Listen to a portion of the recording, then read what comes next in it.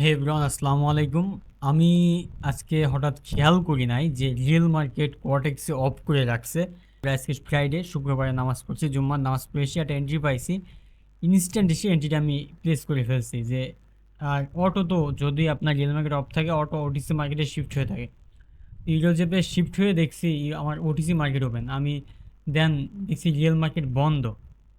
তো বিষয়টা আসলে খুবই একটা কেমন একটা হয়ে গেল। আমি ট্রেডিং ভিউ দেখে অবাক হয়ে গেলাম বিষয়টা।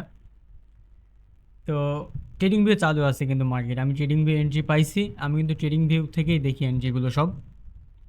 দেন আমি ফরেক্সে এসে অ্যাপ্লাই করি, আমি ফরেক্সের এন্ট্রি বাইনারিতে অ্যাপ্লাই করি, আমার 5 মিনিটের যে স্ট্র্যাটেজিটা।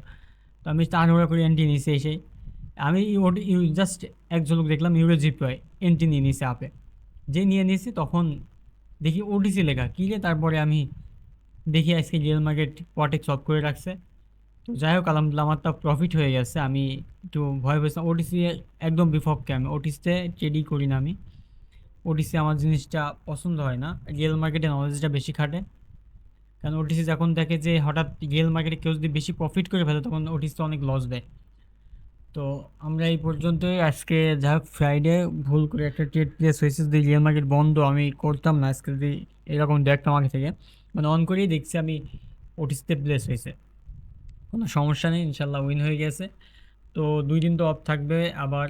আমরা সোমবার ইনশাল্লাহ আবার দেখা হবে আপনাদের সাথে। তো নতুনভাবে নতুন এন্ট্রি নিয়ে আমার 5 মিনিটের স্ট্র্যাটেজি খুবই ভালো কাজ করে। আপনারাও জানেন, আমার ছোট ফলোয়ার যারা আছেন, কেবল 36টা ফলোয়ার হয়েছে, মাত্র 36।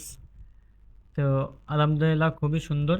তো ইনশাল্লাহ নেক্সট কোনো ভিডিওতে দেখা হবে আবার সোমবারে একবার ইনশাল্লাহ।